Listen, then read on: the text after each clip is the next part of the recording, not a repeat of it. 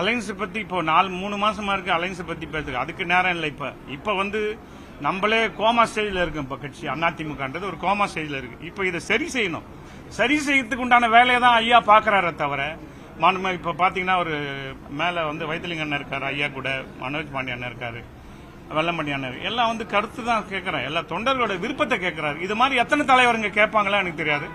எங்க ஐயா ஓபிஎஸ் அவர்கள் எல்லாரோட தொண்டர்கள் மனசுல இருக்கிறத எழுத்துப்பூர்வமா இப்ப காலையில ஒன்னு சொல்லுவோம், பின்னாடி போய் ஒன்னு சொல்லுவோம். அதனால எழுத்துப்பூர்வமா கொடுங்க, எல்லாமே எழுதி கொடுத்திருக்காங்க. இப்ப ஐயா அதை எடுத்து அவர் நல்ல முடிவு எடுப்பாருன்றது எங்களுக்கு எந்த ஒரு ஐயப்பாடும் இல்லை. ஏன்னா அம்மா இருக்கிறப்ப 2 முறை முதல்வர், அம்மா மறைவுக்கு பிறகு ஒரு வாட்டி முதல்வர். அதனால ஐயா எந்த கட்டளை இட்டாலும் இந்த மத்திய மாவட்டம் உறுதுணையா நிற்கும். இந்த இயக்கம் ஒன்னா சேர்றதுக்கு, மகத்தான வெற்றி பெறத்துக்கு ஐயா கூட துணையா நிற்போன்றது இது எங்களுக்கு எந்தவித கருத்து